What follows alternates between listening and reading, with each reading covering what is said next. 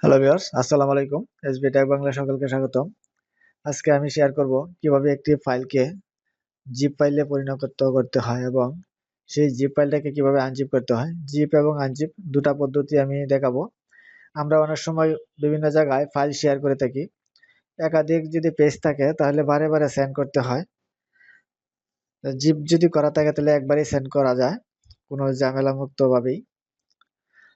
তাহলে চলেন দেখি কিভাবে একটি ফাইলকে জিপ ফাইলে পরিণত করতে হয় এবং সেই জিপ ফাইলটাকে কিভাবে আনজিপ করতে হয়। আমার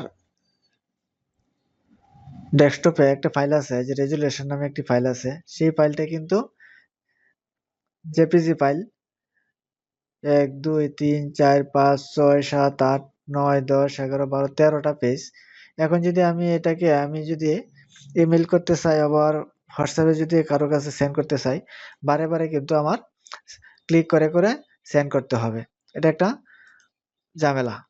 তাই আমরা যদি জিপ করা থাকে আমাদের ফাইলটা, তাহলে একটা ক্লিকে কিন্তু আমরা শেয়ার করতে পারবো, ইমেল করতে পারবো, হোয়াটসঅ্যাপ করতে পারবো, সবকিছু করতে পারবো। তাহলে কিভাবে জিপ করতে হবে? আমার ফাইলটার উপরে আমার মাউসের কার্সরটা রাখতে হবে। ফাইলটার উপর আগে রাইট বাটন ক্লিক করতে হবে।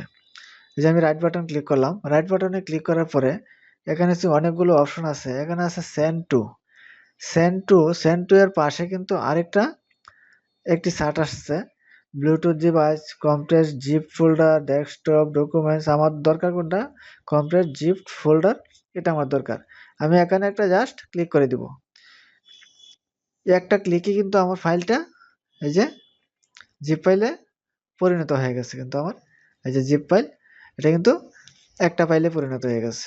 এটা কিন্তু ক্লিক করলে আমার সম্পূর্ণ পেজগুলো ওপেন হবে, কিন্তু এটাতে ক্লিক করলে কিন্তু আমার সবগুলো ফাইল একবারে ওপেন হবে না। এটাকে আনজিপ করতে হবে। আনজিপ করে ফাইলটা পেজগুলো নিয়ে ব্যবহার করতে হবে, কাজ করতে হবে। এবং এই ফাইলটা কিন্তু একটা ক্লিকে আমি এক জায়গা থেকে আরেক জায়গায় ইমেল করতে পারবো, হোয়াটসঅ্যাপ করতে পারবো, একটা ক্লিকে শেয়ার করতে পারবো আর কি মূলত। তা আমি দেখালাম কিভাবে একটা ফাইলকে জিপ ফাইলে পরিণত করতে হয়। আমার এটা হলো আনজিপ ফাইল, আর এটা হলো জিপ ফাইল। এখন সেই জিপ ফাইলটাকে আমি আনজিপে পরিণত করব। এখন এই ফাইলটা ধরেন আমার কাছে কেউ শেয়ার করলো। এখন এই ফাইলটাতে আমি ব্যবহার করতে চাই, এটা ফাইলটাকে আমার কি করতে হবে? আনজিপ করতে হবে। আনজিপ। তাহলে আনজিপ কিভাবে করব? সেম ভাবে মাউসের উপর এই যে ফাইলটার উপর মাউসটা রাখবো। মাউসটা রেখে আমি রাইট বাটনে আবার ক্লিক করব।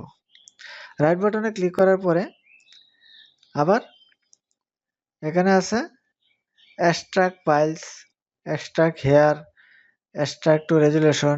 এখানে এক্সট্রাক্ট ফাইল যেটা আছে সেটাতে আমি ক্লিক করব। ক্লিক করার পরে এখানে ওকে আছে, ওকে দিয়ে দিব।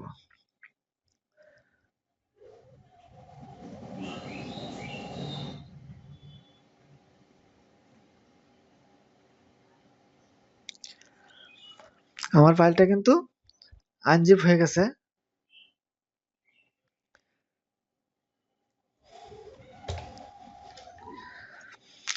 আমার একটি ফাইল রেজুলেশনের ফাইল ছিল, এই জন্য এটাকে আমি কিন্তু আনজিপ করছি, কিন্তু এটা আমার শো করে নাই, কারণ যেহেতু একটা ফাইল আছে।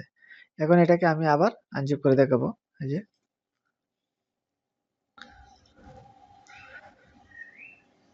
যে এক্সট্রাক্ট ফাইলস, এবং ফাইলটা আমি কোথায় রাখবো সেটাও দেখিয়ে দিতে হবে।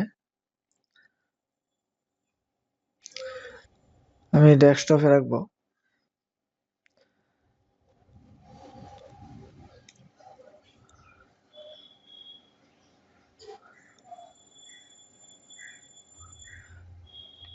আমি ফাইলটা ডেস্কটপে রাখবো। এখন আমি আবার ওকে ক্লিক করে দিব। এই যে আমার রেজুলেশন, এটা কিন্তু আনজিপ হয়ে গেছে। যে কিন্তু আনজিপ হয়ে গেছে, এই যে আনজিপ। এই যে ফাইলটা ওপেন করলে কিন্তু আমার এই যে পূর্বে যেভাবে ছিল সেভাবেই কিন্তু এসে পড়ছে। তাহলে মূলত এভাবেই একটি ফাইলকে জিপ ফাইলে পরিণত করতে হয় এবং সেই জিপ ফাইলটাকে আনজিপ করতে হয়। আনজিপ করার পরে তো এই যে প্রথম অবস্থা যেভাবে ছিল সেভাবে হয়ে যায়। তাহলে বন্ধুরা, আজকের ভিডিওটা এ পর্যন্তই ছিল। একটি ফাইলকে কিভাবে জিপ ফাইলে পরিণত করতে হয় এবং কিভাবে জিপ ফাইলটাকে আনজিপ করতে হয় এটুকুই দেখানোর ছিল। আমার চ্যানেলে নতুন হয়ে থাকলে চ্যানেলটা সাবস্ক্রাইব করে রাখবেন যাতে পরবর্তী ভিডিও আপলোডের সাথে সাথে নোটিফিকেশন পেয়ে যান। ওকে, থ্যাংক ইউ, ধন্যবাদ।